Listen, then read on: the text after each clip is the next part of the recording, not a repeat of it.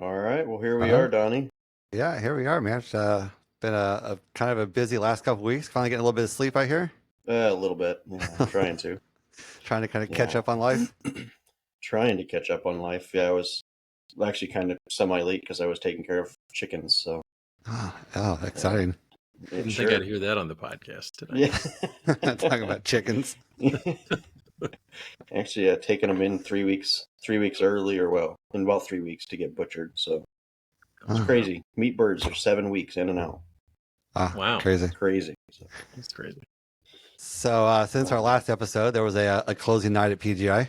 it was a closing night at PGI. Yeah, yeah. What did you think about? Go ahead. I'll let you chat about what your thoughts were They on that. thought about that. I mean, obviously, I'm a little partial to national anthem. I thought was pretty good. National anthem was really, really good. If you were a close eye, you might have seen a little difference in some minds. That was a user error. Unfortunately, had mines from two different companies and little fine print did kind of missed. But So other than that, I think we had 100% fire. Than I think 2 4-inch shells the entire show. wow, yeah, I consider that 100% fire. Pretty good. Yeah. So what did you end up finding out with the product then? Well, the one batch I had got were just the regular color changing mines, and then the other batch that I had gotten from you were actually the pillar mines. Yeah. And so when I was labeling product, I didn't. The last 4 of the product exactly is identical. Mm-hmm. It's just that it's the PX50MN, and then the pillar ones have a little C after that. And Okay. I didn't catch it. I was expecting pillar mines, and so they were a surprise to me when I got pillar mines. And so, with nothing wrong with the product. Product was flawless on both of them. It was just a matter of just actually 2 different products that item numbers are very similar, just the difference in the the designation. So The C stands for pillar. Is that? I guess I don't know. I'm assuming that it said pillar Column? on the box of column. Yeah. I guess there you go. Yeah. Probably C is silent. Yeah. C is silent. So, but other than that, yeah, I think it was a great show. And it was a little bit long, and there was a little bit of discussion around the length of the national anthem. But I thought I it was don't think great. it was long. Yeah. I don't think it was long. I think it was just well done. Yeah. And after us, we had some multi wheels that went off out there. What did you guys think about those? I loved them. I thought the multi shells, the wheels were really, really nice, but the wheel or the shells were just incredible. Absolutely. So Rob, were you on getting those multi shells at Skywars or anything like that? Yeah, Can you bring some in? I ordered a couple cases while I was there. Apparently, they can't deliver them though. So you can't deliver them by air. Can't ship them. And then we had Mum all hand built on site. We did. Those are always some great looking things. I like their comets. The hang time on the bushy of the comets are always phenomenal. Yeah. So, speaking of that, speaking of Malta, have you watched the Tower of Lights that happened? I think about a week ago. Yeah, I was actually watching that on Friday night. Actually, I shared it over in the KCAP Discord. And did you? So yeah, somebody texted me and he was like, "Hey, look, they nicked off your idea of using the circle," and I was like, "No, actually, I used their idea." Like, but if you kind of watch, some of their runs aren't the true circle. I think they're doing them linear. It's just the way they're shooting the comets. They kind of appear a little bit circular, but I don't know. Did you think that? Because I actually thought there was 2 circles. There was a moment where I thought there actually legitimately was a circle, but a couple of the runs looked very much like it was just the timing of the comets. Very similar to the RKM show with the heart on opening night that AJ and Nathan did, where it's a linear heart, but it looks like it's 3D kind of thing. Okay. Yeah. So. I don't know. Yeah, but I noticed that too. And I was like, hey, wait a minute. That looks familiar. And then, man, what else did they have? Did you watch the show where they did everything was like precision timed with salutes? Yeah, I've seen that too. Did you see that one? I'd love to do a salute show like that. Yeah, that was really well done. So, and then, the closing show, Spirit of 76 and Verge. What'd you think of that? I have a very, very hard feelings about this show.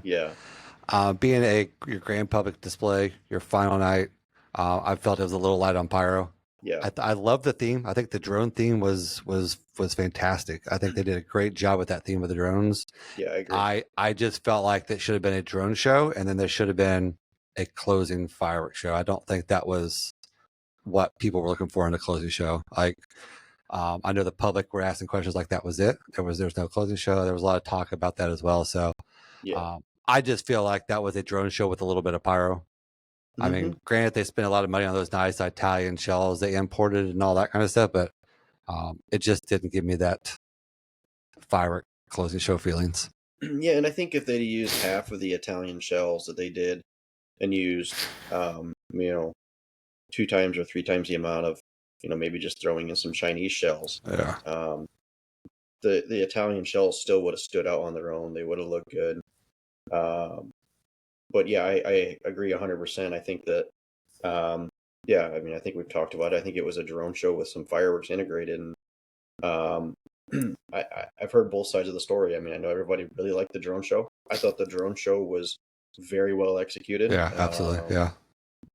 Being that I did a drone show, I did see how they integrated some of the same thoughts that they put into my show into theirs. Yeah. And again, I'm not, whatever, I get it that, the designers, it's just easier for them, right? Absolutely. But, yeah. But overall, yeah, I mean, it was a very well done display. I just kind of wish there would have been some more pyro integrated, and not even necessarily during the drone show. I think it could have been, a pyro musical after. I think there needed to be an actual pyro musical at the very end of it. Yeah, I liked how you did it on Friday night, right? Like you had the drone show kind of in the middle between the two arcade shows, right? Yeah. And then you had then that closing pyro musical that kind of gave you that. It gave you that sense of a closing show, and we just didn't get that. And I mean, like at Skywars, they have just the drone show in the middle of the night, by itself, and they're trying to mix in a little bit of pyro with that, but it's not like your top show for the night. And so I just felt like. Hopefully that PGI kind of takes this feedback. Hopefully they'll get some feedback on this, and then in future years they'll maybe look to add on more of a closing show after drones if they're going to continue to do drones. Yeah, I mean, normally it is a closing show. I know through the chatting with some people, I think that the intent was to try something a little different this year. And again, it was nice, but I'm not sure that it was the right setting to be testing some of that new stuff, especially on a closing display. I think maybe Sunday night, Wednesday night, or well, I guess it would have been Thursday night this year. But yeah, overall, I think it or a different night, it would have been perfect. Yeah, I would have liked to have seen Sunday and Friday switched. Honestly, that's if it had been my preference, I would have switched Sunday and Friday. I think that would have made a lot more sense this year. Yeah. Setup wise, that's a negative. Right. Yeah. But I agree. Yeah, absolutely. Yeah. What were your thoughts, Rob? I mean, on the MoMA show, always interesting. I worked on that show year before last. Did you? Okay. And the great thing about the member built show is you get to do stuff that you never would otherwise do. I remember getting to the field. I got roped in to help them with setup, as in like layout. I mean, it was like not quite the display operator, but like I feel like I'm the operator on this thing right now. And we're missing 4 comets, and somebody goes, "Oh, no, I'll just go make some." Wow. I'm like, wow, that's you don't hear that on a fireworks show very often. Yeah. They have they come with everything. All the comets are pre-pressed, so they can whip one up in 5 minutes. And I'm with you. I mean, I thought the show, the closing show this year was very cool. I loved the sort of space theme, and it was just done really well, and just not a lot of fireworks. That's the only negative. And so if it wasn't the grand public display, any show but that, I would be like, that was amazing. And it still was amazing. It just wasn't what I was expecting. Yeah. Yep, I agree. Well, while you were up at PGI, Rob, did you partake in any other activities and stuff while you were up there, or are you just hanging out for the week? I was mostly just hanging out. This is the first time, my daughter, I have 3 kids, and we took the kids for years. So my daughter, my oldest, was the JPA president 2 years ago. Okay. And kids have been going since they were little. They love it. And, now it's like, all right, the oldest is about to be 20 and everybody's got a job and people are driving. And So I was running solo again, which just took me back to the real old days. It was nice. Yeah. I hung out, I chatted with people, and yeah, I had a nice week for sure. That's good. That's So good. what were your thoughts on the rain all week? Yeah, it's one thing I will say about this year was I feel like because between the rain and the fact that the site was a little spread out. I did like the site; it was just a little I spread out, did really like the site. and I loved that. I mean, there were so many options for food and activities. It's just it was a cool area, great site, a little spread out. But between all that and the rain, there's a lot of people that I know were there that I never saw one time. So I felt like I was having a hard time. Usually you go up and it's old home week and you get a chance to meet a bunch of people that you haven't seen since last year, and this year didn't get to do a lot of that. Yeah, I think this year will be 100% dubbed as Raynard. Raynard. Yeah. I think it would be dubbed as Raynard. I think you're right. Yeah, I heard that several times thrown around. So well, it sounds like it was pretty soupy out in the field there. It was very mucky. Yeah. Yeah. The whole right side of the field, the last, I don't know, what do you think, 150 feet, Donnie? Yeah, last 3 or 4 positions out there. Yeah, there was nothing you could do about it. I mean, it was just a swamp, and you had to push those positions back 10 feet just so that you were semi on dry land. Yeah. Because our last 2 positions, you had to basically trek through the pond. Yeah, so at the shooters meeting, we were sitting there chatting, and Ruth kind of looked at us and was like, I don't know how you guys did it, but I don't think we could have fit another show out here. And AJ and I just both look at each other and we're like, yeah, she's never been to Sky Wars before. Right. Like, she's never seen... Yeah. I was on the phone earlier tonight with somebody arguing over feet. Yeah, can I have a few more feet at this position? I'm like, can I put my fireballs? No, too close. You got to put fireballs back here. Traffic control is at a premium at Sky Wars for sure. Yeah, I mean it's pretty tight. I feel like even getting all the 3s, 4s, 5s, and 6s back to back in a row that's a challenge. Yep. You have to build your 6s and then build your 5s and push them back, and then build your 4s and push them back, and build your 3s and push it back, just to be able to get everything tightly packed in there. Otherwise, you're bumping into somebody else's lane. Right. So, but yeah, for sure. Yeah. Perfect. All right. Well, let's hit this intro and let's hit it. We'll get on with the rest of the podcast. Hello and welcome to another episode of Pyro Unleashed. Tune in weekly as Donnie and David discuss all things pyro, from the business aspect of the industry to technical tips and mesmerizing pyro designs. On Pyro Unleashed, we invite cutting-edge experts to the podcast to discuss their role in making this industry a success. So, sit back and unleash your inner pyro with us.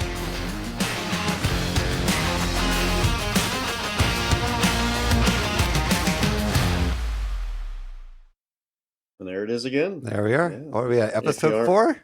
Episode 4, yeah. And if you're not 4. watching right now, I mean, you're kind of missing out. Jump over to YouTube, type in Pyro Unleashed podcast, and you'll get to see, I don't know, our ugly faces, I guess. Yeah.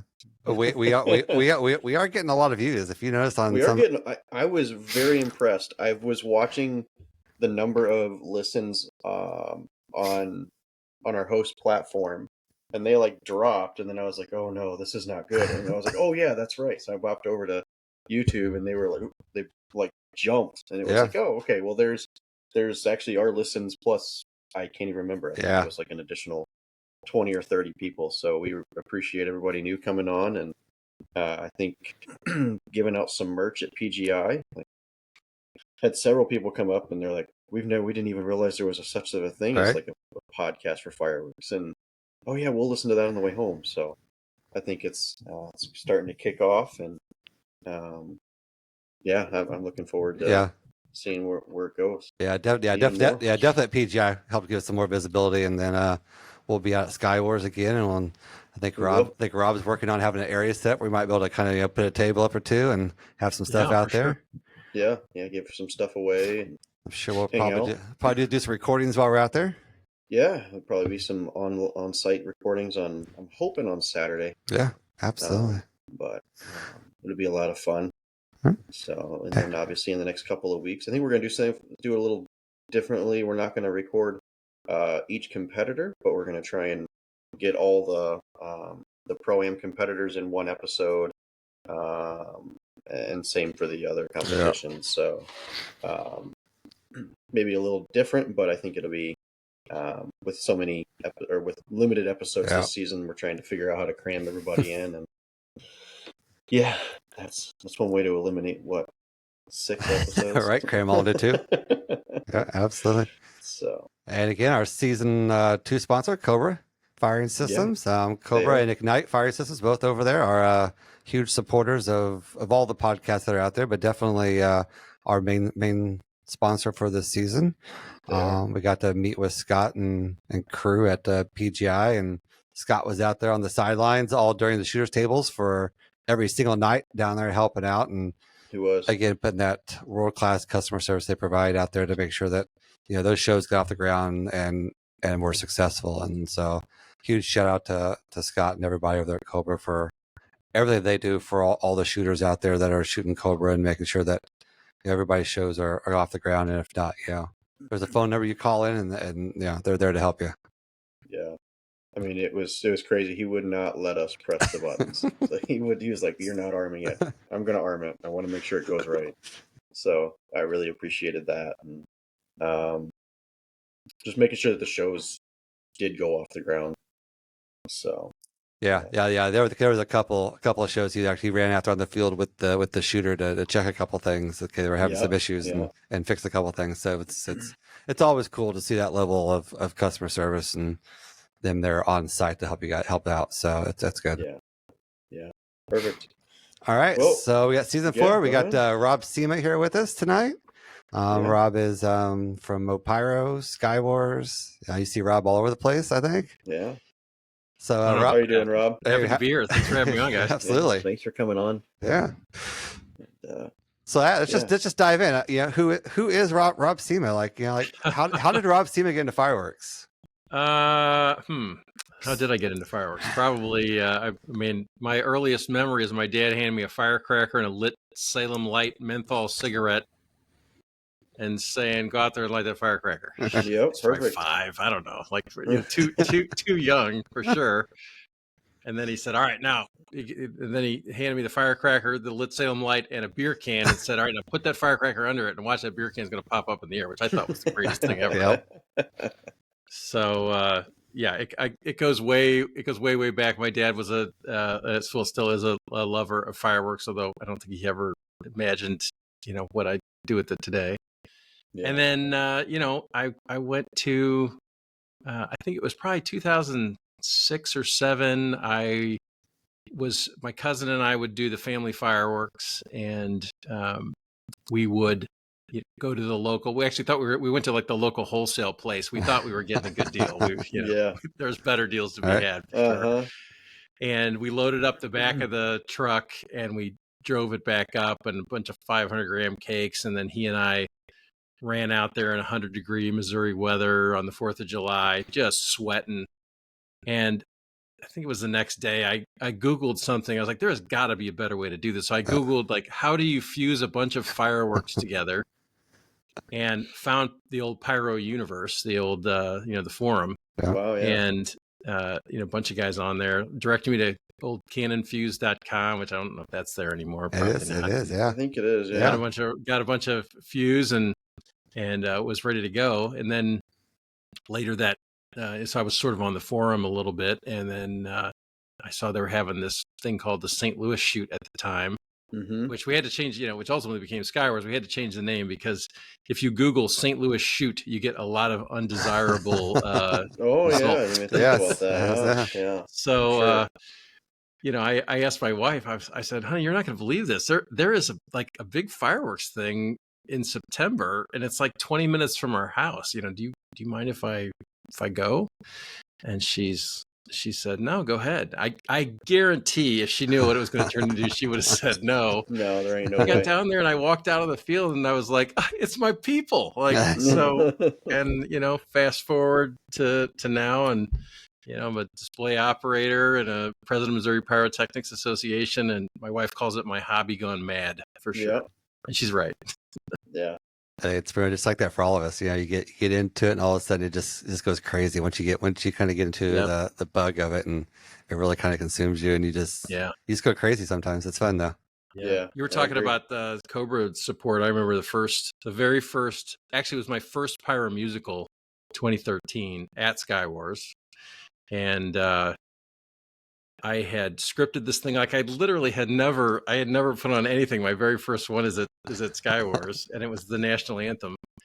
And I had a brand new Cobra system that I had never used. And I had my script that I had never done before. And I was chatting with Scott Smith, who was there, and I was telling him what I was doing, and he goes, "What version are you on?" And I told him I was on, version 3.01 or something, and he goes, might have been 2 point something, and he goes, that your script's not going to work on that version. So I mean, everything was landed. It's all, I'm ready to go. He did a field upgrade and upgraded me to a version that would actually fire at the resolution I had scripted. So kudos to Scott for bailing me out on a very big stage. Yeah. Wow. So you're part of Mo Pyro. How did you get in? I mean, I'm guessing you got involved with Skywars. Tell us a little bit about Mo Pyro and how Mo Pyro got started. Yeah, well, Mo Pyro's been around for since the 90s. Steve Hall, who was the president, actually he was president on and off, I think. He was the president before I took over.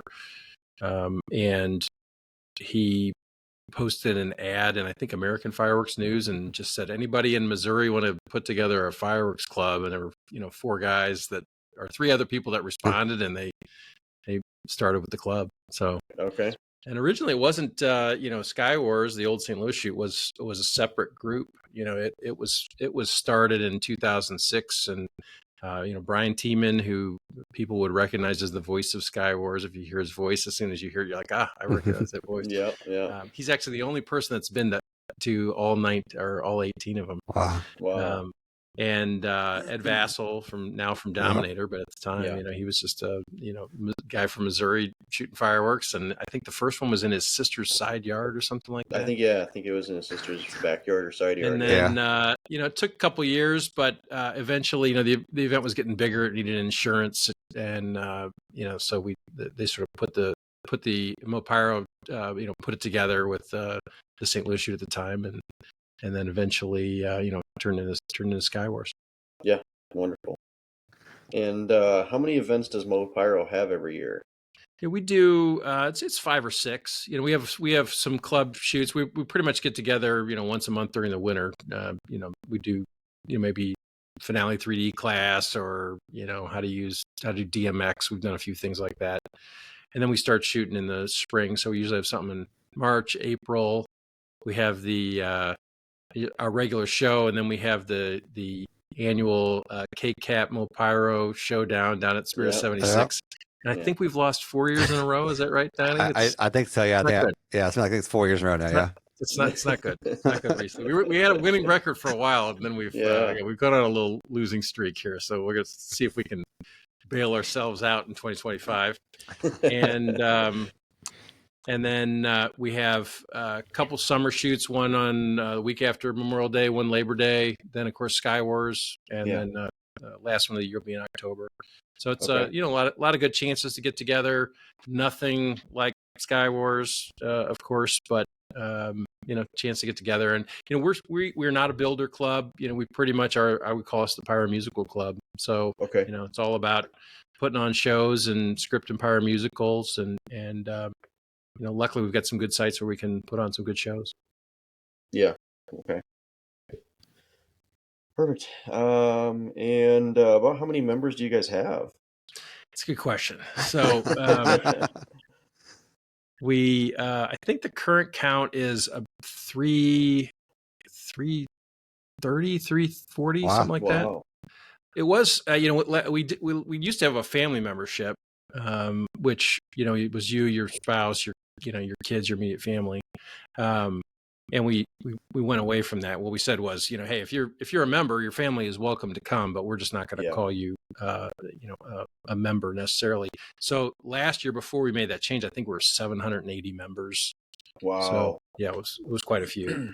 Wow. And with Skywars, we've there's a lot of people that are out of state, so we've got some good options. If you're somebody that is local and you're going to come to our shoots, you can be a full member, or we have sort of what we call the remote membership. If you're more than 200 miles away and maybe you'll make one shoot, but probably not, and you want to come to Skywars, we have a remote membership, and there's quite a few people from Texas and California and places like that are Mopyro members just because they want to support the club and love what we're doing with Skywars. Yeah. And what is the cost of those memberships for Mopyro? It's what, $125 for the sort of standard membership, and it's $75 for that remote. Okay. And then do you guys have a website that people could go get some information from? Yeah, it's mopyro.org is our website. Okay. Yeah, if you're interested in membership, there's hit the membership button, and there's apply for membership, and you hear back from our membership chair. He'll ask you a few questions, and then help you with the membership application. And then obviously I'm also a Mopyro member as well, but also you guys are doing some volunteering that you guys can use to get some credit towards like Skywars and some other stuff. You want to talk a little bit about how your volunteering works for that? Yeah, we've been working hard to try to get more volunteers at all of our club shoots, and we figured a way to do that was to put some incentives in place. So this year we put a new program in place where if you're a member and you volunteer 3 hours, that is a free Skywars admission. So okay, that's awesome. So if you do 6 hours, it's you and your spouse, and you're ready to go. Very good. So there you go. If you're a Mopyro member and you want to get to Skywars, go out there and just check the forums. There's all kinds of posts about it on the Mopyro forum. Yeah, that's awesome. All right, well, let's get into Skywars a little bit more. Sure. Where you want to start? There's all kinds of. Well, so what is the seating arrangements? Like, how many people can we fit in Skywars this year? We'll have 10,000. We'll probably have a few more than that by the time you add, volunteers and those kinds of folks. So we'll have 10,000 people there. Okay. We probably could put more on the site, but at least as it's configured today. But we mainly want to make sure that people have a good experience, and we've been hesitant to pack them in. I mean, we're sold out already. We've sold out back in July, and we definitely could sell more tickets. Crazy. But we want to make sure people aren't packed in too tight and everybody has a good experience, so it doesn't ruin it for the future. Yeah, that makes sense. And how do you guys go about figuring out that layout of that site? I know we kind of touched, kind of briefed on how you pack everybody in, and everybody wanting little breadcrumbs, more space. I mean, like, how do you guys logistically lay out that site so that everybody can have their space?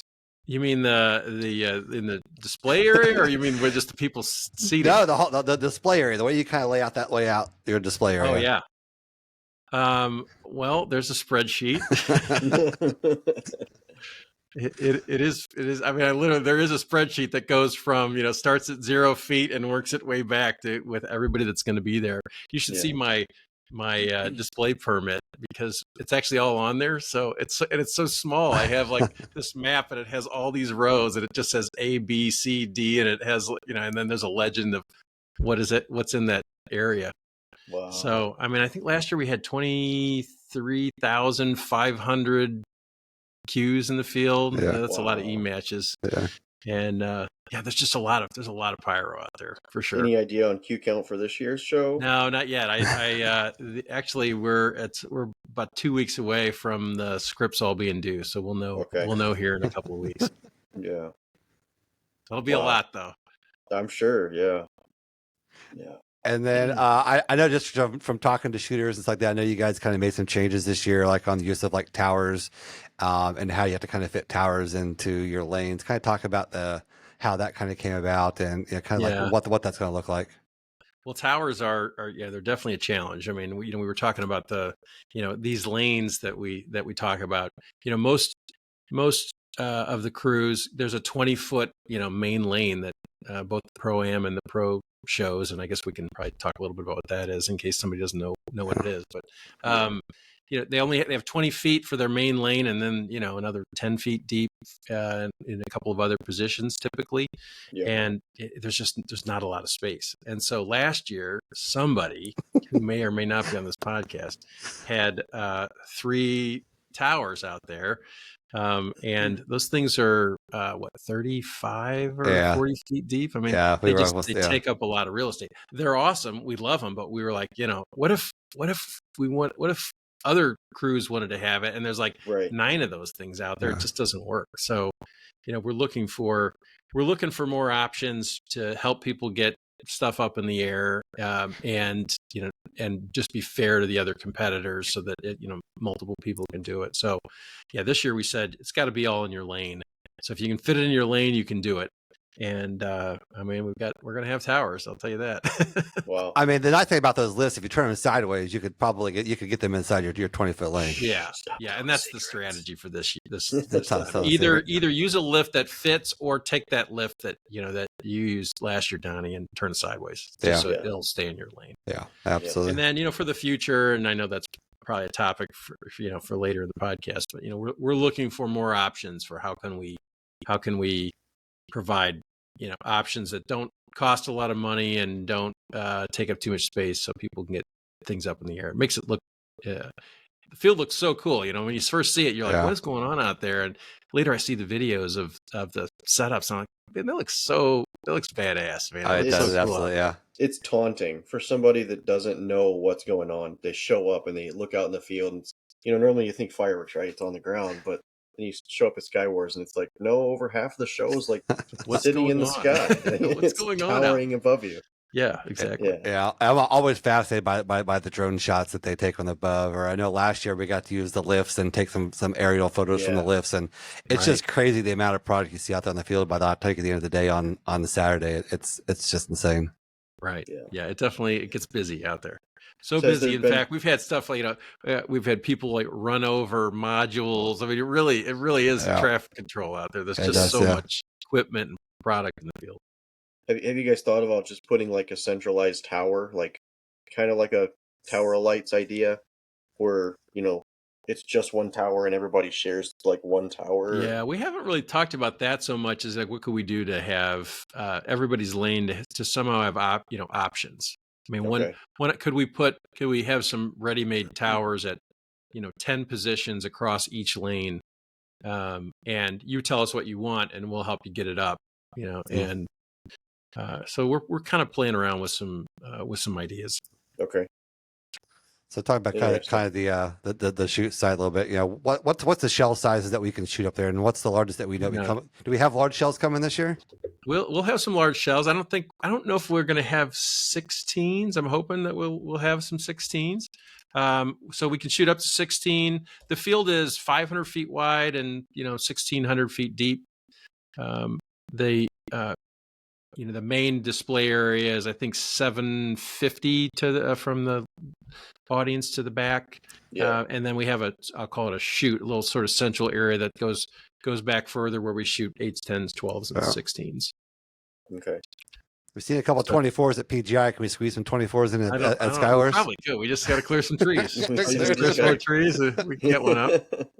So talking about, since we are here chatting about clearing trees, like, has there been talk about, maybe rearranging the site to be able to add more than 10,000 people in, or?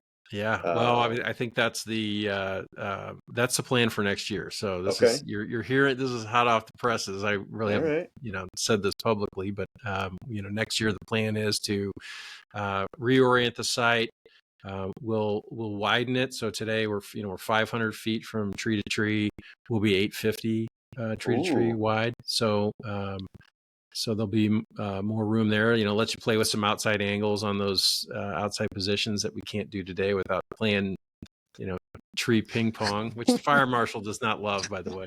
That doesn't mean that people don't do it every year. Hey, avoid the trees. And then some of these shows are just pounding the tree line. It's so much fun to hit the trees. Yeah. Last year we had or maybe it was 2 years ago, they start to run together. It hit a squirrel's nest. A comet hit a squirrel's nest, and this nest burned for 30 minutes. Oh, It my just word. sat there. It was over by the shooter's table. We're just watching this thing burn, and the fire department's kind of keeping an eye on it. And we're like, we think it'll go out eventually, but we're not sure. So, so it'll be, I don't think it'll be any deeper, we'll probably go up to 16s, but we'll also be full width of the field further back. So I think our goal would be you could shoot 8s. Today, any 8 you shoot has got to be on center.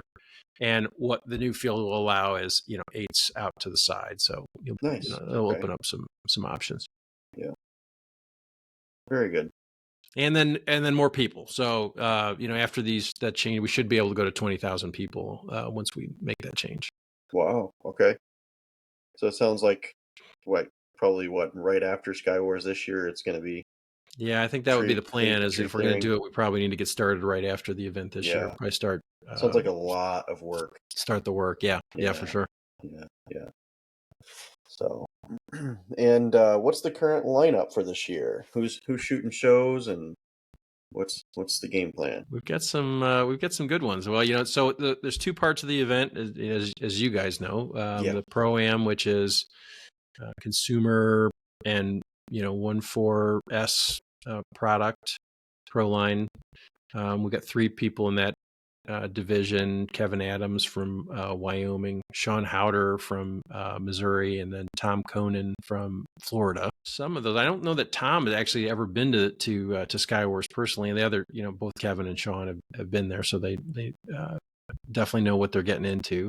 Yeah. And then we have the Pro division, which that's new. That's only 2 years old, so we've got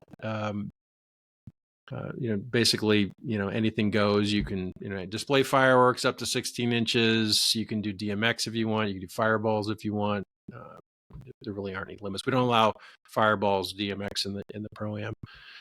We've got in that division James Baxter, who's from Minnesota Pyrotechnics. We've got John Mickret from Illinois, and Frank Terzino from North Carolina. So pretty good lineup there.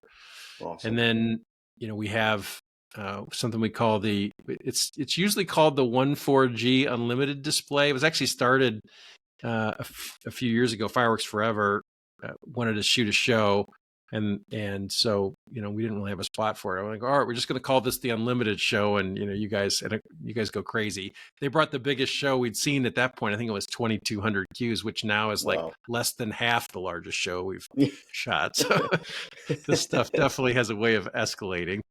But this year, Pyroland's doing it. Joel Cowart has got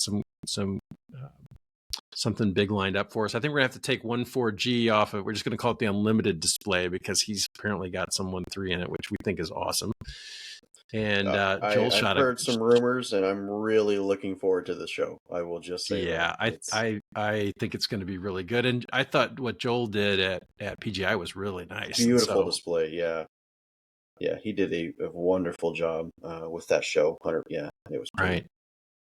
And we'll have our national anthem, of course, and 21 Gun Salute. Last year's was great. Jim Walter did a really nice job with it. And this year it's Mike Walter, no relation. But we think he'll do a really good job. And then, of course, Sky Elements is going to be back with the drones. And they haven't said exactly. It was 200 drones in 22. It was 600 drones in 23. And we just know it's going to be more, and probably a lot more. So we're not sure how many, though. All right. And then, of course, the fireball dudes will be there, and they'll be heating it up with their fireballs. Yeah. Any rumor of the drones having pyro on it? There is a rumor of the drones having pyro. I can neither confirm nor deny. Actually, I actually don't know for sure. I know they've discussed it, but I'm not sure what we're going to do. Yeah. The other thing that this year that's part of the lineup, so that's the public side, of course. Yeah. There's always the pyro, the pyro side of the event. The public side is, it starts on Saturday at 2:00. There's a kids area. There's a band. There's food trucks, and then the big show at 7:30. But for pyros that come earlier in the week, on Thursday night we have a meet and greet, and Friday There are some seminars, so we've been trying to do a little bit more of this. So Finale will be there doing a Finale 3D seminar. There's going to be an iShot seminar from Spirit 76 during the day, and we're just trying to do more of that kind of thing. We'll have our PGI display operators course that'll be on Friday and Saturday for somebody that's looking for a DSC course.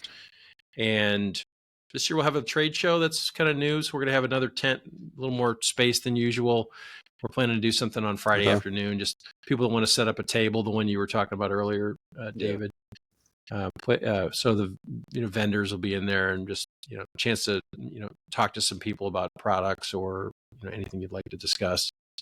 And so and then on Friday evening, a demo and what our famous blind pyro, which has been copied a little bit, and people, it's just a fun, I call it Chop for Fireworks.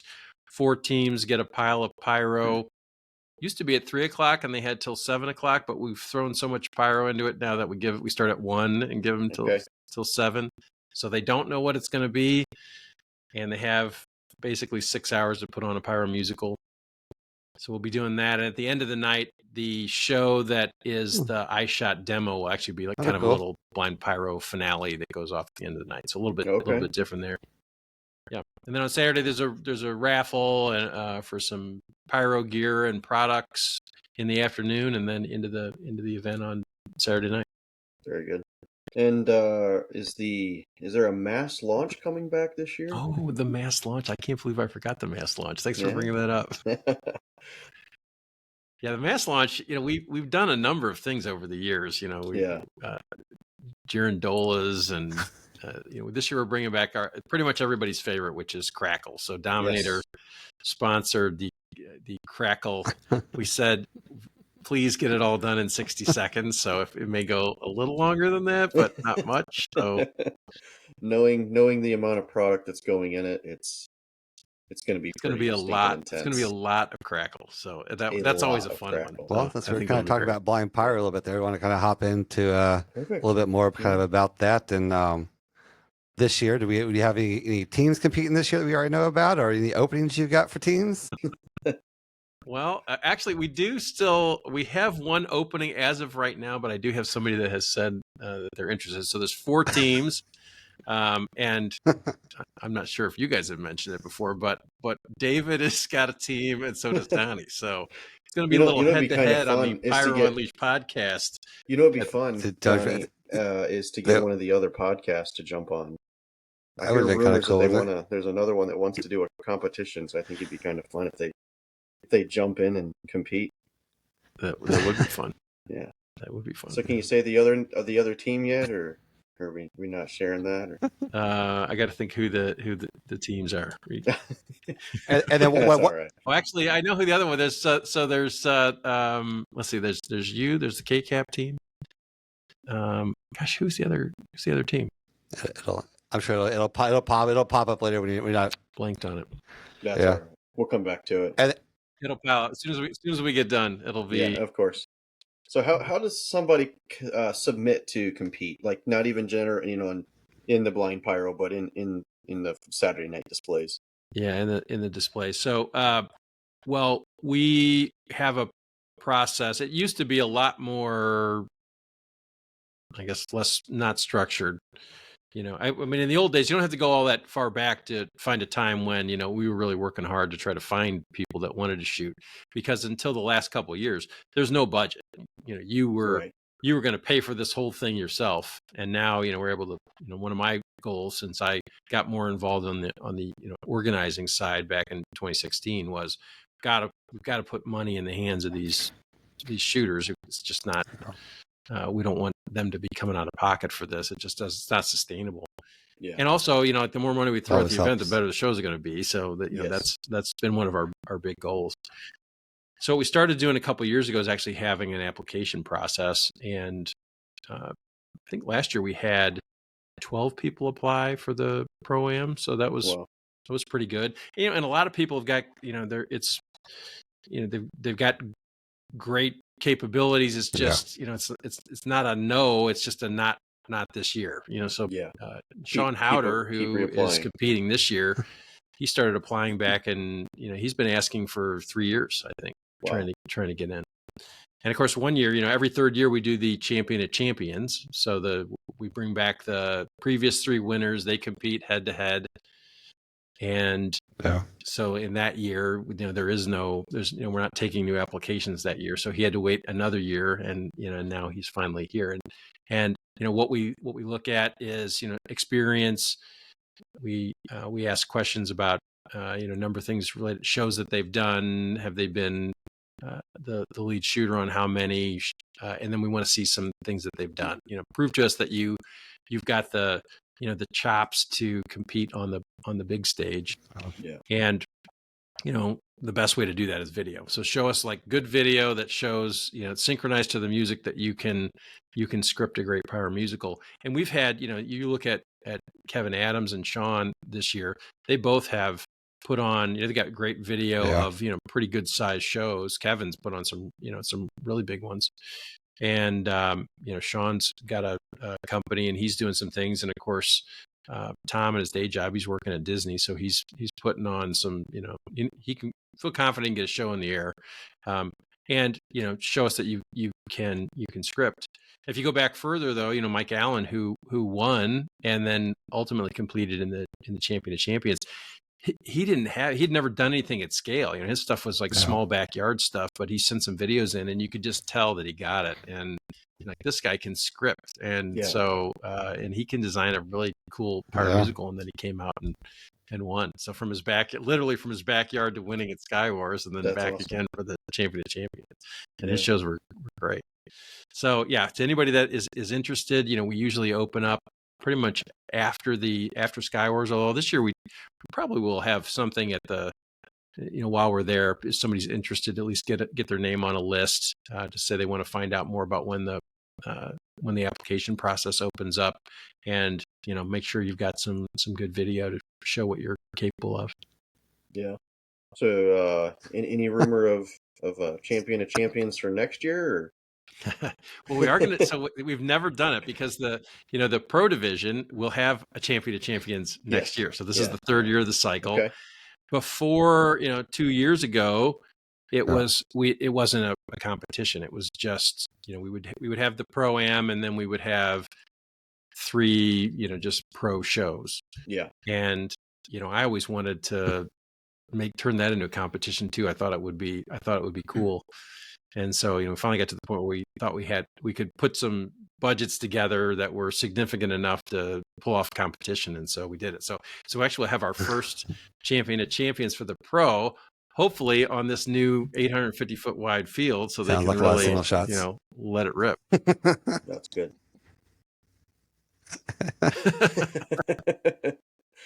It does. Exactly. You got to clone a whole nother third of your show. That's right. Just stretch them out. That's right. So, and I think you touched on it a little bit, but the selection process, how long does that take? Because it's usually it's usually about 60 days. So we open it up kind of October time frame, and then in January we usually make the announcements. Is that the same process for both like the pro and the pro-am? Obviously, next year you won't have a selection process for the pro, but is the pro process the same thing? Yeah, pro and pro-am pretty much the same. Okay. Yeah, I think we'll start. Luckily, it's always nice because we get when it's Champion of Champions, because it gives us a little more time to talk to people, and people start to get excited, and then and then they want to apply. So hopefully we'll have a good list of shooters for the pro for 2026. And then I guess as we kind of look ahead a little bit, what are some of the future things that we can look for from Skywars, as far as, like you mentioned, the site changed a little bit. I know there's been some talks about Skywars potentially even changing locations in the future somewhere. Like, what's the futures of Skywars kind of look like 4 or 5 years down the road? Yeah, it's hard to know. I mean, certainly for the next 4 or 5 years, we're going to be where we're at. And we will have a bigger venue, as I was saying. So, bigger audience and more room to play out in the field. If you look, like what's on our list for what do we want to do? I think we want to make it.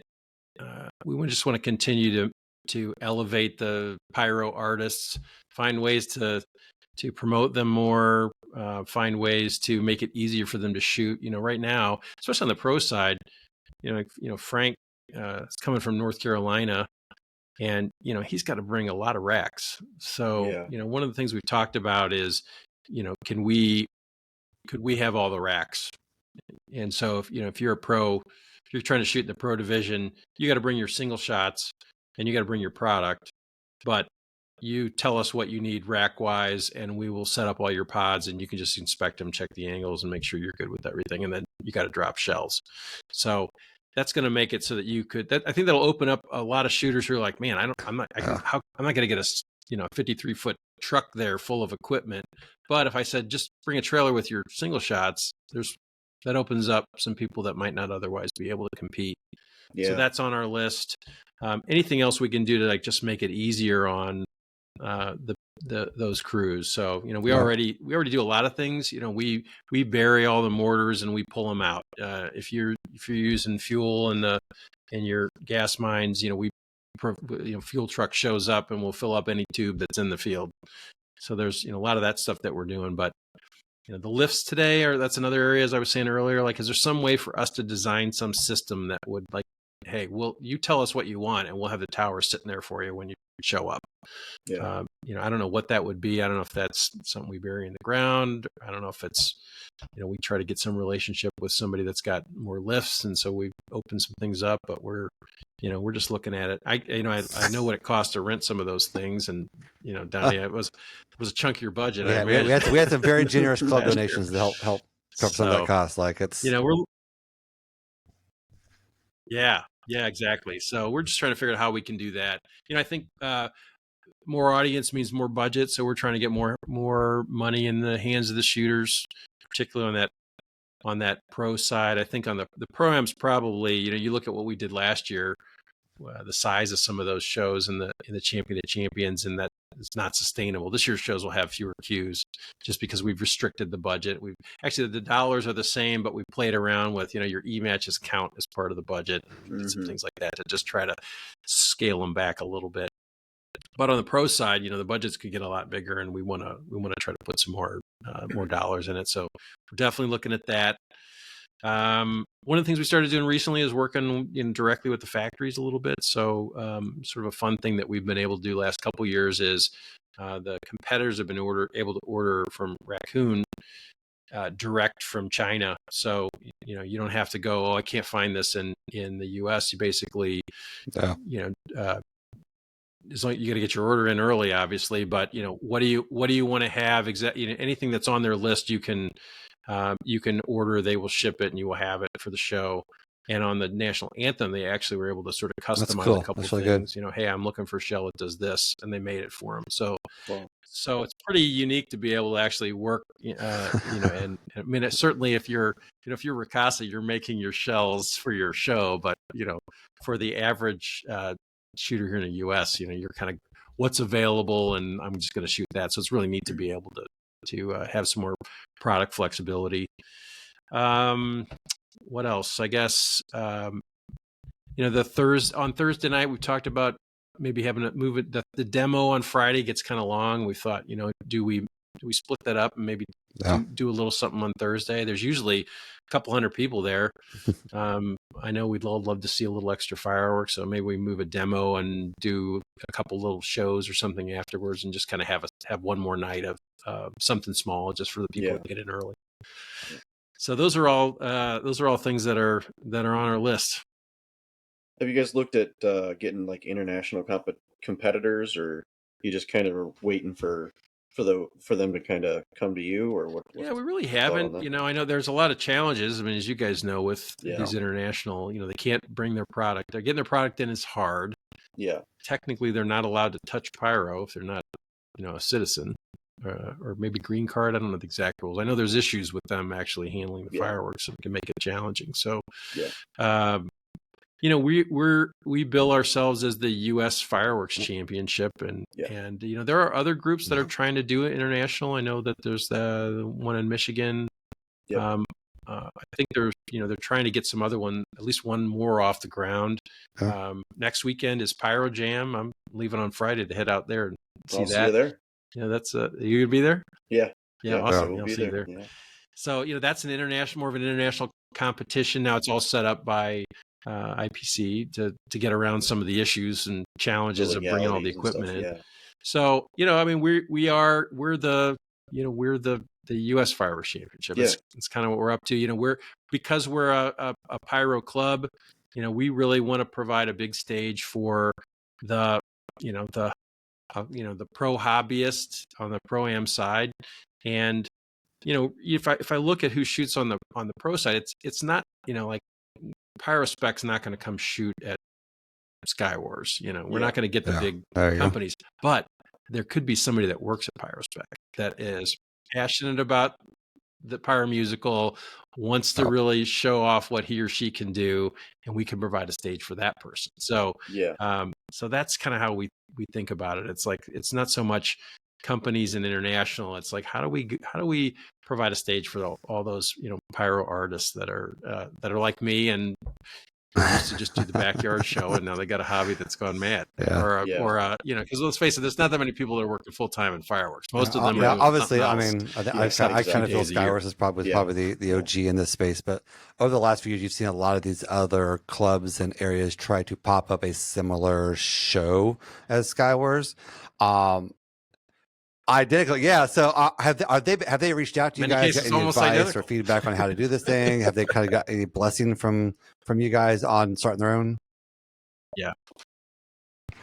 Well, in some cases, Chris Stacy, who's doing the one in Texas, he's talked to us. Actually, he shot at Skywars a couple of years ago, and we've talked a bit about what they're doing, and I tell them what I can about. Oklahoma, new one in Oklahoma just started. I know there's one in Oklahoma as well. That's yeah. So I think that one seems like it's doing pretty well. I don't know anybody from there, but I mean, I think it's great. The more maybe somebody that shoots there would come shoot at Skywars later. Although I think what's happened, we've had a few people that have shot at Skywars and gone and done something there.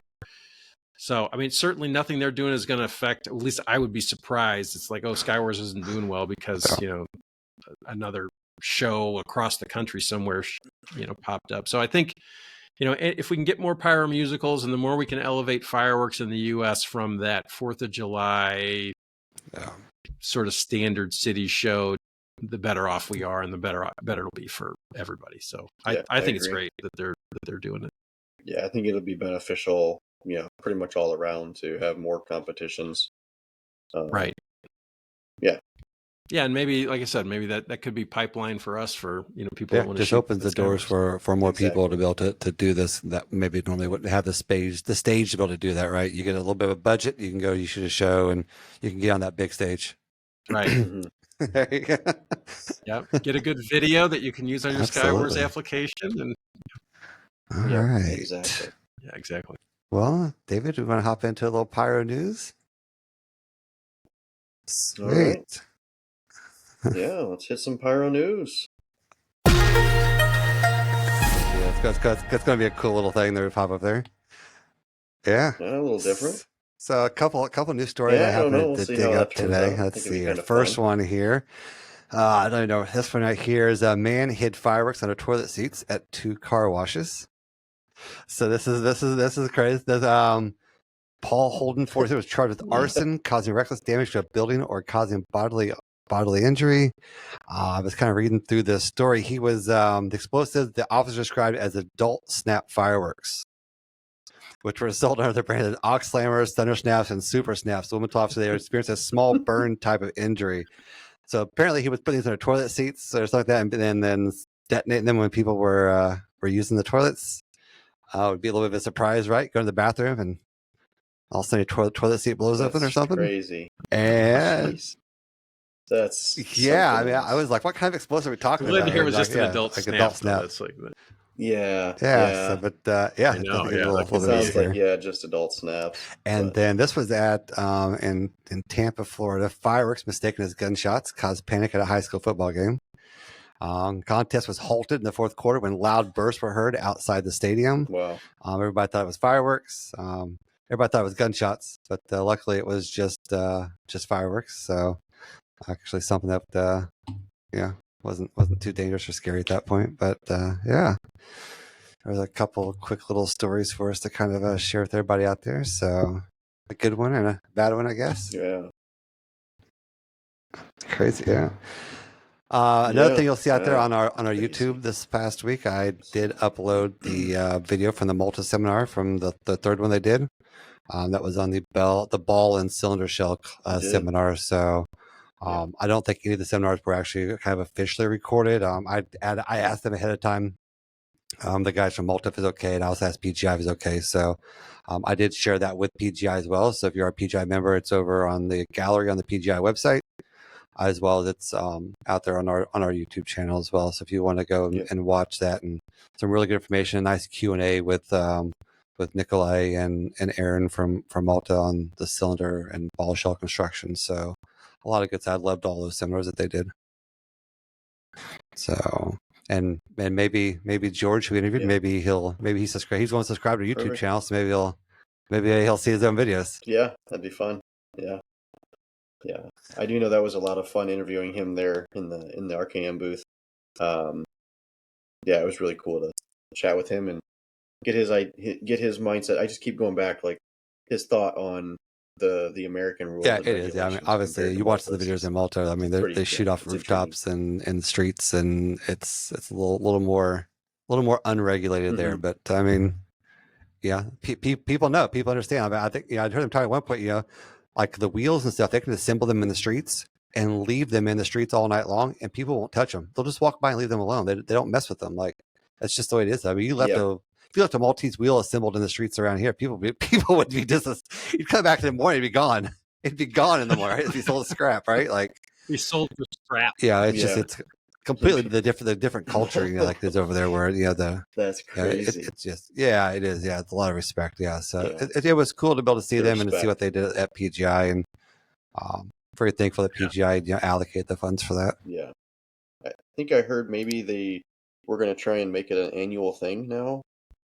I think they should. That'd be great. Yeah, I think that was kind of the thought. So yeah, absolutely. Yeah, I mean, absolutely. I think it'd be cool to keep that tradition going. All right, Rob. Anything else you want to share with us about anything? You guys you want to chat about? I mean, absolutely. Go ahead. Yeah. I could tell you a funny Skywars story if you want to. Yeah, sure. Heck yeah. It's this is probably one of the funniest things that's happened at Skywars. Wound up being great, but so a couple of years ago when IPC was shooting, Tim Jameson was having some firing system problems and couldn't get. He had two Starfire panels that were not talking for some reason, and so ultimately he was troubleshooting, and then we were getting closer and closer to his showtime, which was going to be the last. He drew the last spot of the night, and he ultimately came to me and the fire marshal standing there. He goes, okay, so he goes, here's the plan. I'm actually going to go out into the field and I'm going to stand by the second panel, the one that's back by the 8-inch shells, 6s, 8s all around them. And he goes, and we're going to 3, 2, 1 and go. And we're going to hit the two panels at the same time. So I'm like, okay. I said, well, you got, do you have gear to be out there? You got a hard hat? He goes, no. And so I turned to this table. When you guys have seen the Skywars table, there's like, it's 25 people there. I said, hey, anybody got a hard hat? Nobody. Not a single person's got a hard hat. I'm like, of course. So, there's 10,000 people hanging on one cell tower. It's hard to get a phone call out. So I said, so I called. I said, well, the club's got hard hats. Let me get a hard hat so we can have some for Tim. So I called Steve Hall, who had been doing the display operators course that day, and I said, hey, are hard hats in the club trailer? He goes, no. He goes, I locked them in my car at the parking lot after. And I said, all right. I said, I need you to go get those hard hats because we need one because we're going to have somebody out in the field on this last show. So he runs out and gets them and comes, brings them up to the table. Meanwhile, shows are going as all this is happening. And so it gets close to be the time. Tim goes out in the field and they're having some trouble with the laptop. All of a sudden the laptop just goes blank. it's the one that's going to shoot the, has the music. Oh, And wow. so like, it's just black. So we're sitting there, we're like, we don't know what to do. So we wind up, holding down the power key. It does a hard boot. It finally comes back up. Tim's out in the field, mind you. We're waiting now. And it boots up. Windows updates. Yeah, now you have an update. Of course, it's going to give you an So update. we're standing there, we're waiting for Windows updates. I'm like, you've got to be kidding me right now. And then finally, we get to a login screen, and the guy that's running the panel, because Tim was going to be there, but Tim's out in the field. He goes, I don't know the password. So we got to call Tim in the field, get the password. So we get logged in. Finally get logged in. It all went great, and they wound up winning. But I was just like, could one more thing please go wrong with this show? It's hilarious. Yeah. Wow. Probably one of the funnier things that's happened. Absolutely. When you're right there in it, it's the most stressful thing in the world. But like looking back, it's just all that stuff, and of course the fireman. I think that was the same year that Corbett announced he was going to do his world record fireball the final year. That, So he, said, and it was like on the official music, like, and stay tuned next year when we shoot the world record fireball. Well, we hadn't talked to the fire marshal about it yet. The fire marshal looks at me and he's like, when are we going to tell me about that? And I'm like, well, hey, now's as good a time as any. So I think that was the same year where, that it's that first year that we were at that field. Yeah. Actually, no, I think it was during the world record. Now that I think about it. So we're standing there, and it's Kevin Kemper, who's sort of my right hand person. He and I do this lockstep. So Kevin he's the guy behind the guy. I give him all this trouble because the guy works so hard, but he gets almost no credit. And I say, hey, the second you want to go do the podcast, you're welcome to do it. He's like, no, I'm happy to have you do it. So I mean, this guy, he's been doing it for years. He's one of the original people, and he just works his butt off. Him and Brian Cima, the three of us are, working on this thing year round. Well, so it's I got Kevin on one side, I got Fire Marshal on the other side, and Bill, hits this big super nuke. And I don't know, it goes up, the wind was kind of blowing at the audience, like just a little bit. And so the cloud is kind of coming toward the audience. And I completely unthinking, like I start stepping back. Like I take, it's a real slow 1 step, 2 step, 3 step. And Kevin turns around and looks at me. He's like, where are you going? I was like, I don't know. It's been a lot of fun over the years, that's for sure. Yeah. So I know when you and I chatted in person, Rob, we were at PGI, we were chatting about with the new Missouri rules, is that going to affect that at all? I know, obviously I know, but I mean, let the listeners know what's the thought on that for this year. Yeah, we don't think we don't think it affects the the ability to do an order. Okay. So I think that's fine. Now the rules in Missouri are changing. We think I think that's still up in the air a little bit, but they're going to be much more restrictive about shooting. But obviously that shouldn't affect Skyward. You guys already shoot under insurance and permits and all that kind of stuff. Yeah. No, yeah. I mean, we have a obviously insurance and a permit, so that won't affect us at the event, but it's it's going to affect the the backyard guy that's been put on a fire musical. Yeah. Depending on where it all lands. Yeah, it's one of the things, as a on the Mopyro side, like we really want to make sure that we think it should be regulated. We every now and then you hear about that kind of stuff showing up in a tent, which cannot happen. Correct. It should never be in a tent. And I think seems reasonable to me that you should have been through some kind of a training to shoot it. Yeah. And I know we've struggled as an industry to figure out like what's a definition of a professional and what qualifications would you have to have. But I think taking it all the way to the extreme of, must be a permitted show with insurance just because you have a gerb, just seems like that's not quite what we want to do. So there's got to be some middle ground. I mean, I know that everybody's working on, what they'll take, who they'll sell to, and different states are implementing different rules. So we'll see. It'll be interesting to see where this all winds up. Have you heard Illinois' rules? No, what are they doing? You have to store it in a magazine now, right? You have to store it in a magazine now, and that also means in Illinois you can't have match in the same magazine as product. So that means pre-matching shows is no longer available in What Illinois. about pre-matched product? I don't know. That's kind of the gray area. Yeah, so I think it's because it comes in that way. It's acceptable. Yeah. But it's like, well, then, what's stopping us from just pre-matching and bringing everything in from China pre-matched? I don't know. That doesn't quite make sense. I mean, the good news is at least you're not going to have an ATF inspection on that other magazine. So right, yeah, because that can just be on in a DNR mag, in Illinois. So right, yeah, that's it's getting interesting, and I really don't think. I mean, from what I understand, anyway, the accidents are the Proline stuff is not what's causing the accidents. Like that's, no, it's consumer.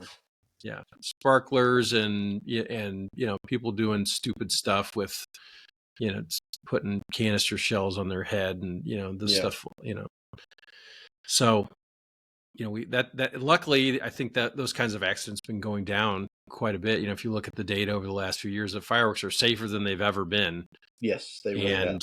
I do think it makes sense to have some regulation about who can get Proline, but I just don't think we should start treating it like display fireworks. So there's got to be some other way to do it. So I think on the Mopiro side, we'll be looking to how can we work with the state fire marshal to come up with something that works for everybody. Yeah. Yeah, I don't know. It's interesting being in the industry full time. It's really more about how can you not necessarily manipulate a rule, but like how can you follow it, but still be able to do different things legally. So right, yeah, it's all right. Well, again, want to thank Rob Cima from Mopiro, mopiro.org. Go check out Mopiro if you're interested in becoming a member and join up on some of their events, all that kind of stuff. Again, Rob, I want to thank you for coming on and spending the evening with me and Dave and recording an episode. Yeah, so check us out, pyrounleashedpodcast.com. Also join us over on Discord for obviously a lot of good conversation we have over there outside of the podcast around everything fire related.